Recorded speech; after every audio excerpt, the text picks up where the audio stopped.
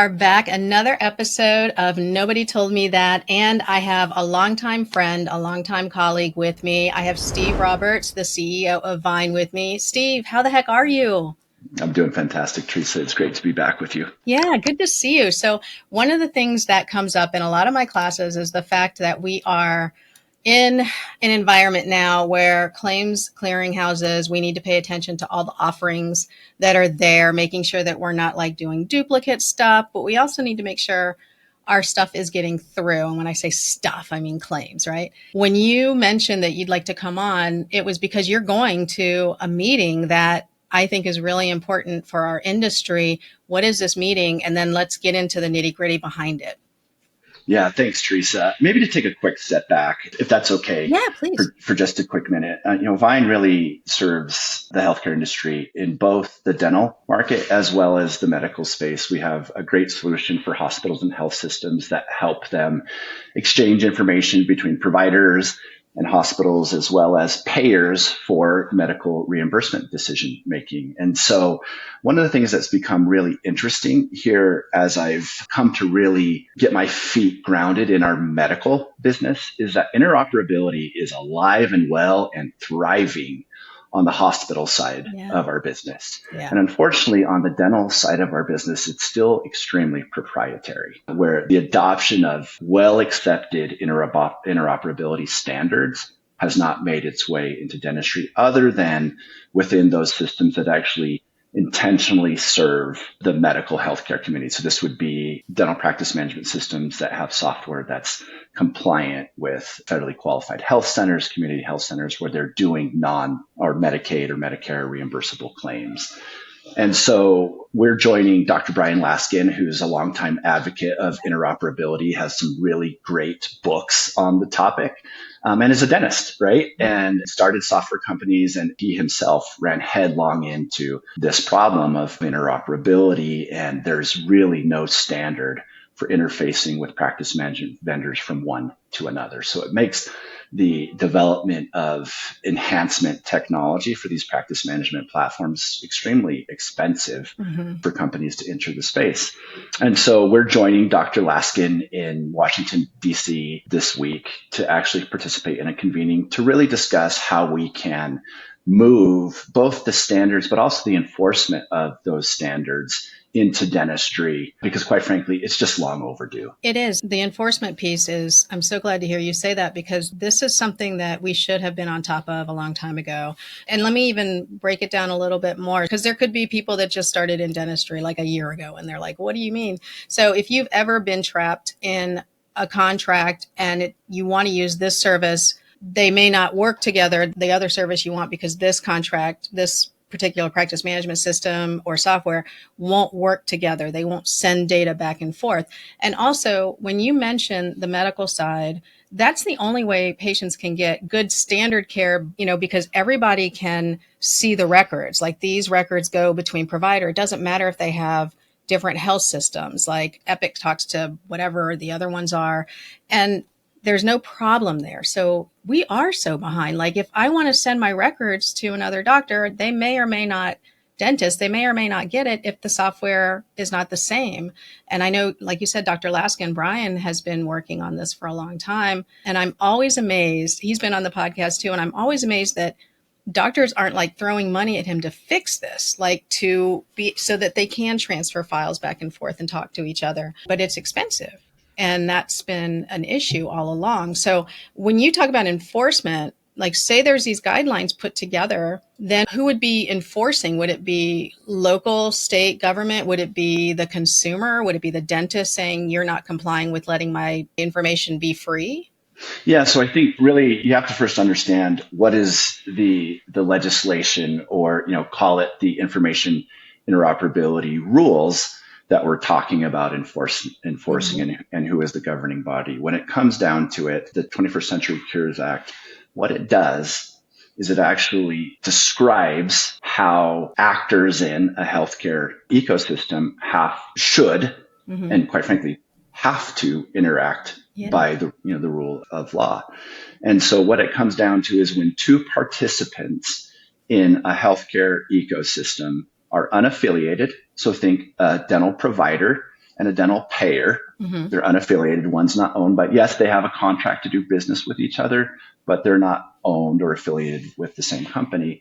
They're required, because they're exchanging information, they're required to operate under these rules. Now, the question then comes, well, who is actually enforcing this? Who makes the claim, the demand? Who is required to respond?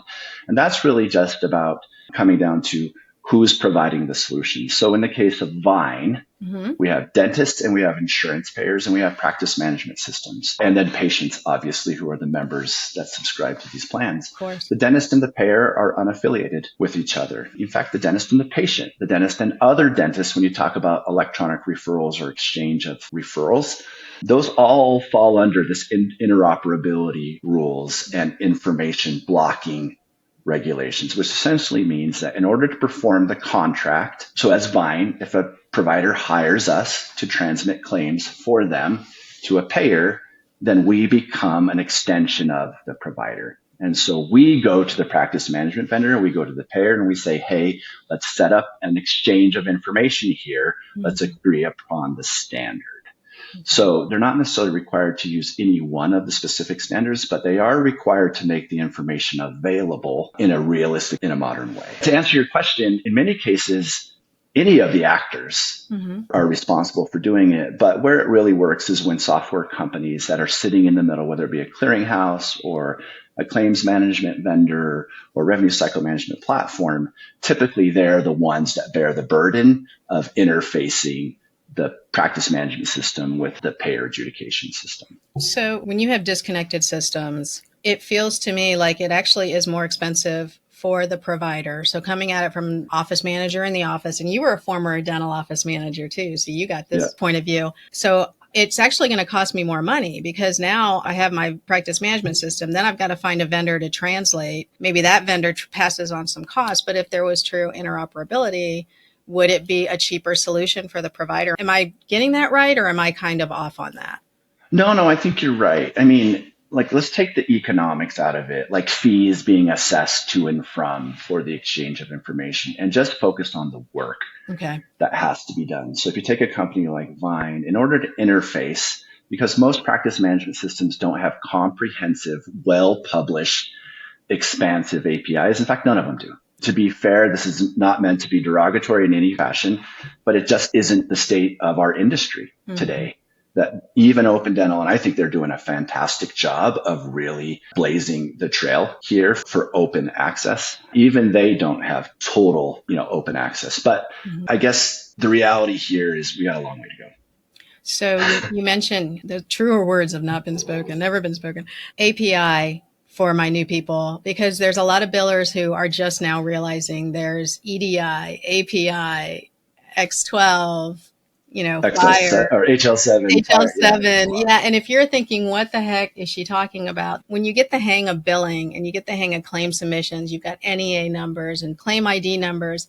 If you want to take it up a notch and really find out how the data flows between all parties, we're talking about something called electronic data interchange, or EDI. And if you were to Google dental EDI, you'd get all sorts of guides and all that. And you've probably seen them and realized, oh, that looks like programmer stuff. But guess what, people? This is what we have to know too, because you have to be smart purchasers of services. And more, I'm having to deal with APIs and looking at the standards. So API, for those of you who are not sure, it's almost like they just put a packet of information together for you, and then you can go get it, instead of like depending on downloads that are formatted in a certain way. There's probably a better way to say it, but basically what I've been told is that maybe the carrier, so say we get an API, MetLife offers an API, you, instead of going and trying to scrape through all of this stuff, it's just right here's a packet of everything you need, which is so much simpler. But is that expensive to come up with? Like, why aren't we all doing APIs? Yeah, I mean, there's a lot of layers here, Teresa. So, I started with my dental software career with Dentrix Dental Systems in 1996. So, I've watched the layering of technology happen across almost 30 years in this. And so I think the reality is what we're observing here is just lack of making a decision that this is how we're going to work in dentistry as technology providers, not anything intentional. Okay. And so your question about like, are APIs expensive? This is why they don't exist, is because they are. Okay. It does cost money to build them and maintain them. And that's why you should be able to charge for them. And practice management vendors do. Okay. I would say the vast majority of software vendors like Vyne appreciate and are absolutely willing to pay for API access because it makes our job so much easier. We don't have to basically rediscover what the data structure of every practice management systems database and all the versions that it's ever had. It's a lot of work. And so this is, I think, primarily why most practice management vendors don't make them and really don't spend a lot of time and energy making them good, is because it's, first of all, it's not part of their core customer offering. Like most of the dental practices that purchase practice management software, they're not trying to build custom applications to extend what it can do. Yeah. And so their core primary user is not asking for APIs directly, but they do want to use all of these programs, software applications and services that require APIs to interface. And so that might be part of the problem, is that if I were a dentist making a practice management purchase decision today, there are two things that I think are really important. Security is just as important as interoperability. For sure. For sure. Because the reality is if you're on a platform that doesn't have a secure method for interoperability, then the reality is the choices that you have to create efficiency, to drive demand for dental services in your practice are severely limited. They just are. So, and I do want to get into that because the last time you and I talked officially was when the whole Change Healthcare debacle happened. And I know Vyne, like you guys learned a lot of lessons from that. I want to go over that.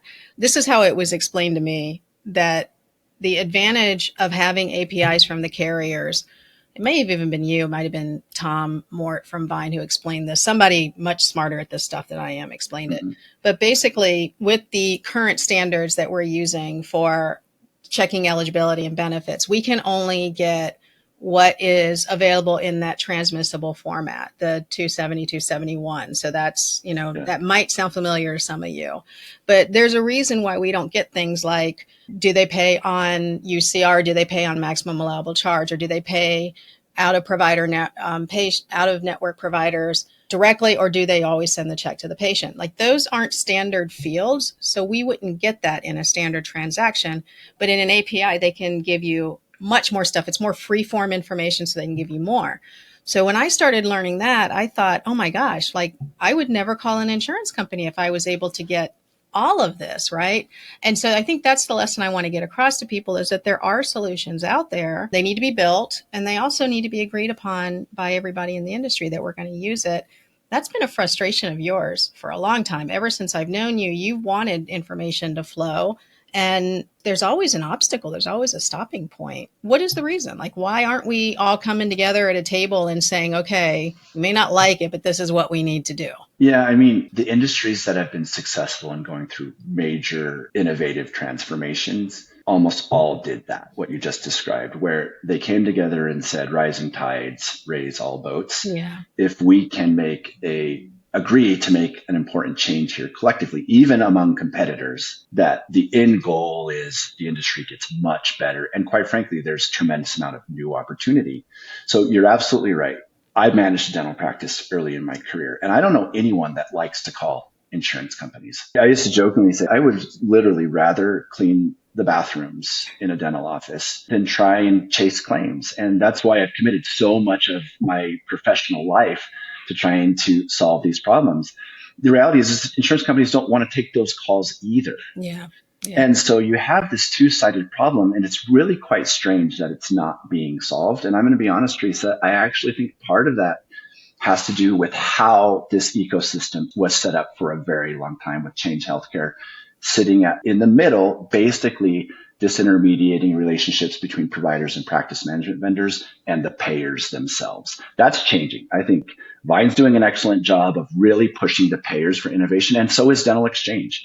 We're now in this place where you have clearinghouses clearing these transactions that are really pushing for more data, enhanced data, better uptime, more throughput. Like there's a lot going on here. It's not just about giving us the data we want. It's about giving us the data we want when we need it, in the format that systems can interface with. And that's kind of the state we're in today for many of these EDI transactions. So every milestone in a claim submission process has a codified transaction. So if it's a pre-authorization or an eligibility or a claim itself, the status, the attachment, the remittance, those are all codified and standardized. The problem is there's not a discrete field for every single data element in an eligibility and benefit response. And so they put a bunch of it in blobs, and you get different data from different carriers.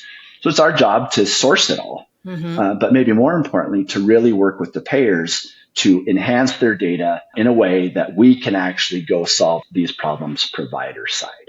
And I do feel like the payers as a whole want to move there. I mean, I've been kind of banging this drum whenever we go to NADP or Indetic, like just if you need a whole bunch of managers to come in and tell you exactly what we need, here it is. You've had focus groups before. I think there's definitely some that are a lot less, forward thinking about it. And it always comes down to revenue, and maybe you can shed some light on this, but this blows my mind that the insurance carriers, I was told a long time ago that you can't assume they can change, that their systems aren't up to date. Their systems are sometimes old as dirt, cobbled together. And I'm always surprised by that. Like, is that what's going on in dentistry? Look, you and I have been in this for 30 years now, right? When I came on, I was still working with a DOS program. And then I learned, and some of you who don't know what we're talking about, it's okay. You're very young and you got your whole life ahead of you.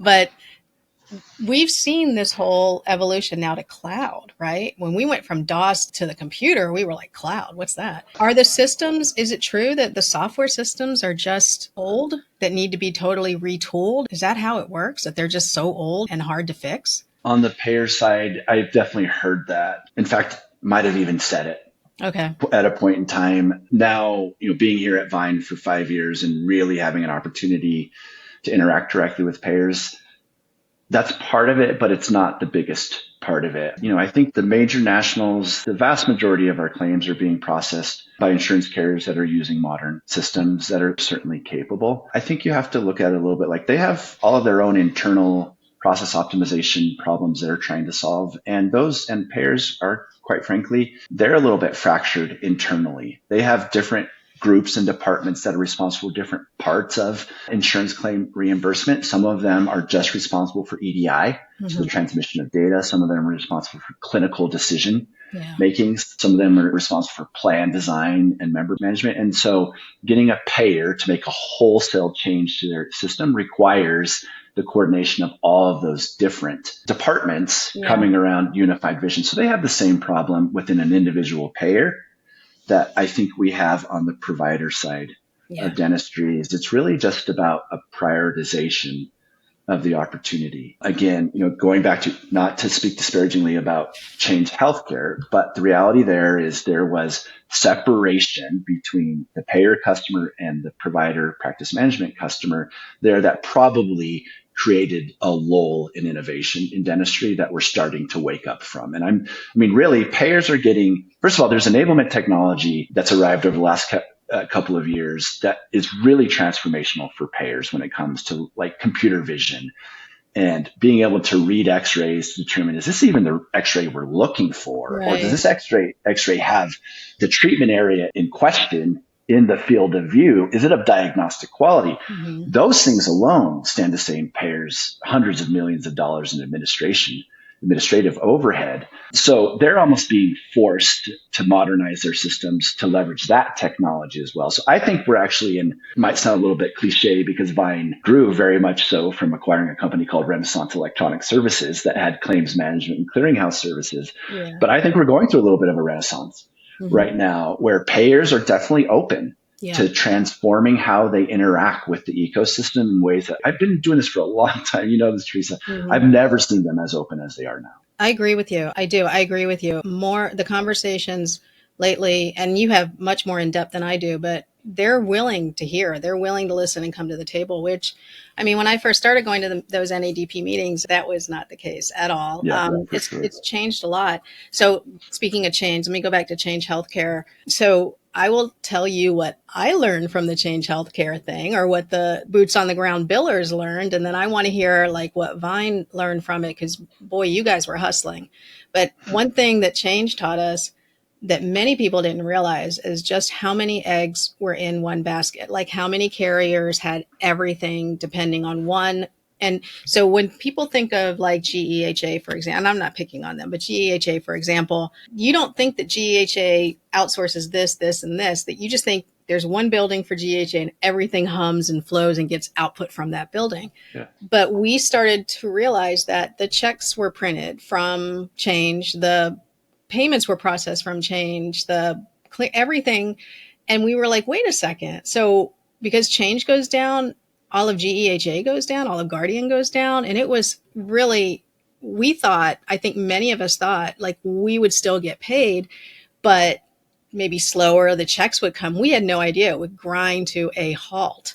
And so that was a big education for the providers. And I think the carriers too, because I've heard over and over again, we're never doing that again. Right. So what did you learn from it? Because I know you guys had to ramp up customer service, onboarding, all sorts of stuff. It was like, you guys didn't sleep a lot. I know I was friends with a lot of you guys, like with back then, and you guys didn't sleep a lot during that time. What happened? Yeah, no, it was a good 3 months of sleepless nights for the team. I think we might have gotten a little cranky with each other now and then for that period. So, like, I think the biggest lesson we learned is the importance of sleep to tackle Amen. tough problems. Amen.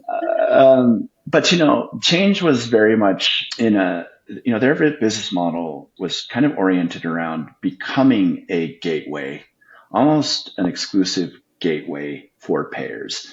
And I certainly understand the value proposition and why it's enticing for payers to go all in with a vendor like Change, who will do it all for you. Mm-hmm. Get all of your claims from us, get all of your attachments from us, we'll do all of your print, all your inbound mail handling. So luckily that wasn't the standard across dentistry, but for a great period of time, it was what Change was trying to do was we'll be everything to the payer. And there's a lot of good reasons to take advantage of that from a payer perspective. Most businesses like fewer vendors, fewer contracts, better aggregated pricing. And so it's understandable, but it's so risky. It's so risky. And I think, especially in today's world where just technology is able to accomplish, as far as innovation and waste elimination and efficiency and all those types of things, as good as that is, the risk or the cybersecurity side of all of it is equally as big. And so I think it's just really important for us all to understand that we are always real-time interconnected world. Mm-hmm. And we have to have redundancy in place. Yeah. Just for example, we own one of only 2 nationally scaled clearinghouses in dentistry, but we have good trading partner and working relationships with Dental Exchange. Mm-hmm. Because we recognize that this is just not the right way to attack a market is through, there's a reason why the government cracks down on monopolies. It's just not good for a bunch of reasons. Right. But take money and finance out of it, just sustainability and scalability of the technology ecosystem is not a good idea to be single sourced. Well, and you were saying, so innovation, if you're a small software company and you have this great product, if there's one big gorilla in the market that isn't letting you have access to anything, like you're cooked. And who suffers more? That small business owner, sure, but who suffers more is the end user, the provider's office, and maybe even the payer. If somebody comes up with a killer practice management recare system, I want to be able to try it and use it. What I really dislike is when I'm walking a show floor and I will say, can it work with this, this, and this? Oh, we don't have access. They won't let us in. And it's like, are we not all in business? Like, how can you guys have not worked this out yet? And that, as a consumer, is very, very frustrating. And is that something, if you were a manager, wouldn't that put you off, like, of that whole? Absolutely. I think that was kind of my point earlier, Teresa, that there's 2 things you have to be really concerned about. One is the interoperability of the platform. Mm-hmm. I would never select a platform that didn't have a very obvious in communication, like a stated policy around interoperability. Okay. Because the reality is it's just way too much innovation and wonderful, amazing things happening and great geniuses that are designing really amazing solutions for this market. And they bring them to market because they don't have access to the data necessary to drive those systems. It's kind of a shame. It is a shame. And to me, it feels like it's gatekeeping at its worst, but it's a revenue grab. And it's disappointing because there's already a lot of revenue flowing in dentistry. I mean, you can see PE going crazy, private equity coming into dentistry because they know there's so much money in dentistry. And I think to your point, there would be even more if we were able to really foster innovation rather than stifle it. And I know for some of you who might be newer listeners and newer to dentistry, this might seem a little like over your head, but it's not. If you really equate it down to when you've had to go and purchase something, maybe evaluating a new system, or you wanted to add on a service to your software and you're thinking, well, why can't I do this? I really like it. And that's what we're talking about, is you should have the ability to do that. So I got to put you on the spot, though, is if you're all about interoperability, is there anything that Vyne wouldn't work with? Like, is there anything in dentistry that is not a good fit for you? Or have you tried to keep that open? We're really built on openness, Okay. Teresa. We've tried to model the behavior that we think is important for our industry to really continue to thrive. And so, generally speaking, there are very few. I mean, honestly, I can't think of any right now. Like I said, like we are in business. We have good working relationships with companies in this ecosystem that I think most would think are strong competitors to Vyne. And so we certainly, we're right now in the process of making an expansive API for Trellis so that people can do exactly what you talked about. They can plug in modules or capabilities or features that enhance the revenue cycle management experience. I think this is especially important when it comes to the possibilities that AI bring to dentistry in overread capabilities and basically workflow assistant capabilities. I think it's really important that systems be open but secure in their openness. And I think let me just linger on that for just a minute. Sure. Security is something that it's a tough one because the standards are high and the risk is high. Like it's a high stakes poker game, if you will, when it comes to the securing of PHI. This is one of the reasons why, Vyne takes certifications and we go through high trust and SOC 2 type 2 certifications, not just because it's required, like the highest standard of certification for security with the payers. It is required by the payers to interface with their systems that way. We maintain all of those security protocols for a reason, but that doesn't mean that data can't still flow. Right. And read and write out of systems for the sake of security. And I think that's probably a little bit of a misconception is we don't secure data these days by building a wall around it and then shrink wrapping it. It just doesn't work that way. Well, so speaking of kind of walls and stuff, so I've been getting some complaints that, there's a system out there saying you don't work with them anymore. And that's not true, right? Like I keep saying that's not true. Can you speak to that? Like you're fine with all the practice management systems right now. Yeah, we work with every practice management system. I mean, the reality is most practice management vendors don't have APIs, and we just take on the work of directly interfacing with their systems, however it's made available to us. Sometimes it's direct connections to the database. Sometimes it's through the user interface. Sometimes it's through application extensions. And so we've always had this problem of practice management vendors aren't, because they're not engaged in interoperability innovation, they're not helping us. They've never helped us connect. Yeah. Now, of late, we've have really great relationships forming with EagleSoft and Open Dental around really healthy API-driven interfaces because they see the vision of truly transforming how revenue cycle management works, really progressing towards a real-time exchange. Yeah. And so, but, with I'll just call it by name. With Henry Schein, the reality is we're eager to form a relationship with them and participate in connectivity via whatever program they want to make available to us. The key, though, is it needs to be inclusive of the data that's necessary to actually perform the services that we've been contracted to perform. Their API doesn't include insurance claim capabilities. There's a reason it doesn't. And all we're asking for is let's figure out how we make this work. And so from our perspective, we're in active negotiations with them to try and find a way to interface. And I certainly understand their position. Security is important to them. And also this revenue cycle management is an important part of their business growth strategy. So I get where they're coming from, but the reality is, Teresa, this isn't optional. Yeah. Interoperability is the law. Yeah, and it's going to come to that. I'm glad that you guys are taking it to the hill with that. I'll just say that, because I've gotten plenty of emails and calls about the latest communications that have been going on. If you have a question about whether or not Vyne integrates with your software is working, go to the Vyne support page. Believe me, if something was wrong, you guys would have it up because your customer service would be flooded. Nobody wants flooded customer service. That's like a bad thing. So definitely check that before, getting upset and thinking that you have to make huge, sweeping changes in your software. So Yeah, and I revenue. think it's also important to remember that we don't connect to these systems in just one way. So, for example, we have the ability to take a claim through print capture. Mm-hmm. We have the ability to take a claim through, secure file transfer, to pick up claims from watch folders, to extract claims out of practice management databases. So the reality here is we interface with different practice management vendors in different ways. The only way to really prevent Vyne from interfacing with the Shine practice management message would be to intentionally stop it from happening, because we take a print stream and we take a printed ADA claim form. We're very good at extracting unstructured data, converting it into structured data, securing it, and transmitting it. The reality is we're performing service for our providers to interact with payers, and I think this is going to be fine. I like them over there. I spent 20 years of my career in Shine. I'm still a shareholder in that business. I think we're going to work it out.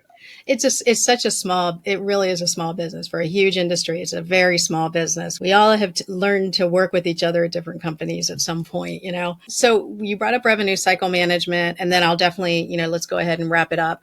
But revenue cycle management seems like this big buzzword. Last 5 years, everybody wants to talk about it. You and I have had many conversations about what it's going to look like. And you really believe about that Trellis's best way of going forward is being that revenue cycle management solution. So let me hear it from you, because you say it much better than I do. Like, what do you foresee Trellis being in the future? Because I think people are just waking up and realizing, like, it's not just billing, it's more. Yeah.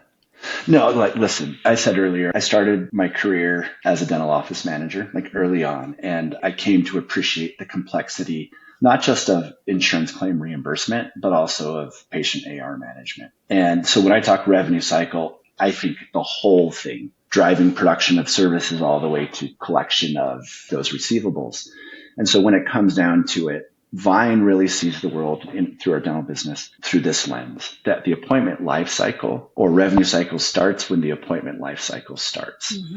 And what that means is every stage that happens in a patient encounter, whether it be from that first interaction where they call as a new patient, you're checking insurance eligibility there, benefit verification, determine if there's a good financial fit as well as clinical fit for that patient. If you follow that all the way through, whether it be hygiene reminders, unscheduled treatment plan reminders, the reality is patient engagement and revenue cycle management, they really belong together. Yeah. And so automating the appointment life cycle and automating the revenue cycle management steps in the appointment life cycle is something we're extremely committed to, because really there's two ways. We don't call it revenue cycle management here. We call it revenue cycle acceleration. And we call it that because management to me is like, it's a problem that we're going to manage, where acceleration is like, I like that verb much, or that, not that verb, but I like using that type of action language much better, because we're not trying to just be better at managing it. We're trying to accelerate it so that the time from send to payment is as short as possible. So half of the story is about making an interconnected system with the practice management data so that we can automate as much as possible, so that when you show up for today's appointments, those patients are verified. We've already estimated the reimbursement on the procedures that are scheduled. You can collect the patient portion at the time of service and know that there's not going to be a rebill later or some sort of adjustment later. Patients can find confidence that they're not going to be asked for additional reimbursement later, which is obviously very alienating for many patients and office managers who have to deal with that. Yeah, for sure. And so really the two parts is build a great product that streamlines the workflow and automates as much as possible, and set that on top of a real-time exchange. The idea that we do believe, and we do it with about 20% of our claim volume today, and actually if you send it and wait, for 30 seconds, you'll get a response back with a line item of what that insurance company is going to pay, as long as it doesn't get flagged for review. Right. Well, that is the $30,000, dollar question, right? So Yeah, I don't think that's going to be a problem much longer either. I think, companies like Pearl and Overjet that are making these overread services available to payers and also bringing them forward to providers, I think this is enablement technology that will truly allow us to move into a real-time exchange. And the people, these office managers that are chasing this revenue around, they're only going to have to deal with the exceptions. Yeah. And it's really, that is our vision, is that, we brought on a new chief product officer about 6 months ago who ran the revenue cycle for a very large national DSO. And he brought some interesting intel to us. He said, I'd really like to check this against your experience. About 30% of the effort of getting paid for a claim actually happens before submitting the claim. 70% of the effort comes after the claim has been transmitted. Yeah. Like to actually get properly reimbursed. Yeah. Yet, where do we innovate? Almost all of the innovation around claim management is around submission. Right. Right. When really it needs to be around, well, where's the problem space? It's in getting reimbursed accurately in a timely fashion with the least amount of effort to actually be reimbursed for those benefits that are properly due. So when it comes down to it, this is a multifaceted problem that you understand better, quite frankly, than anyone, that requires practice management vendors, office managers, payers, technology providers like Vyne to all come together. Yeah. But even without that, the reality is if everyone decided we're not interested, Vyne, you go it alone, we're doing just fine. Yeah. Like we're experiencing great growth. The company is really doing some transformational things technologically to embrace a lot of the new tech capabilities that are available to us through APIs and AI and other accelerant technology and innovation. I think the next 5 years is going to be amazing. I think so really too. is, Teresa. I do. I think if the payers keep up this like clarity that I'm not saying they're totally opening everything up, but they're getting there. They understand it. Once we get that coupled with real time, I think that 70% can definitely be scraped down. And then maybe we can start focusing on communicating more with patients and treatment plan closing and all the stuff that actually creates revenue rather than costs revenue. So yeah, and there's even more to it, Teresa. My hope, at least my big dream here, is that we can suck all the waste and inefficiency out of this, and insurance benefits can actually get better. Yeah, exactly. Like how great would that be if we suck all of the operational waste out of claim submission and reimbursement and applied those dollars instead to healthcare reimbursement so people can actually get all of the treatment they need in the plan year, not have to bridge it across years or go deep in debt to afford really not cosmetic treatment, but health preserving treatment. That's what we want. Yeah. Is we really see this massively inefficient system for everyone, from employer to patient to provider to payer. It's inefficient and extremely wasteful. Yeah. We can suck it out. The waste out of this infrastructure. I really do think we can make healthcare better. Gosh, I hope so. I hope so. My big wish is for us to be just like the pharmacy, where I walk in and they know exactly what everything's going to be before I even get up to the register. Like, I'm always like, why can't we have this? Why can't we have nice things like the pharmacy? But, we're getting there. And I know that's a totally different topic, right? Okay. Honestly, Teresa, that's a great example of an industry where the players came together and said, we're doing this. Yeah. Yeah. So let's play ball, let's get together and play ball. Let's do another round of it. If the first couple of rounds didn't work, let's try again. So you're going up to the hill, you're going to meet with people and hopefully, get some stuff going. So I wish you luck with that. And I know that you'll keep all of us up to date on it, and any big moves, I'm sure you guys are going to tell people about it. So I think that is my big wish, is that you guys can have some eye-opening moments for the people that are listening to you there. You and Brian has a good way of convincing people of things. So I think it's good that he's going along there. Yeah, he's so much fun. I need to have him back on. Actually, it's been a while since I've had him back on.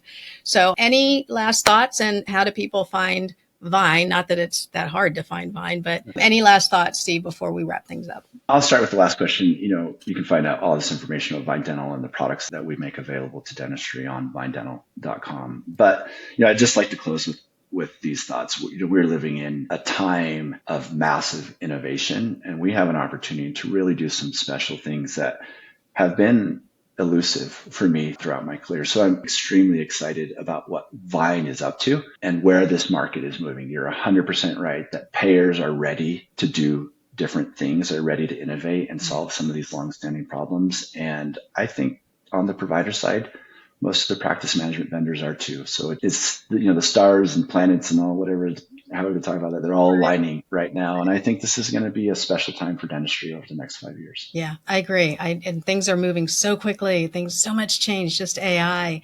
Like it's just in our 30 years, I think the most innovation has been in the last 10 for sure, maybe even 5. It's been crazy. Sure. So who knows what the next 5 are going to hold. Well, thank you very much for being on. Safe travels. Hope it goes well in my area. You'll be right outside of my home in Northern Virginia. You'll be in with Washington, D.C. We don't go into Washington, D.C. very often. Traffic sucks, so I wish you well. And we'll talk again soon. So dear listeners, as always, I appreciate that you spend your time with me. Thank you, Teresa. We're all super busy, so thank you for making time for me today. The show notes will have any links that we referenced in the episode. You can also find links for my book, events, and my online insurance course, Dental Insurance Design and Management. I speak often around the country on management and insurance issues. Come hang out with me in one of my classes. I promise you'll laugh and learn.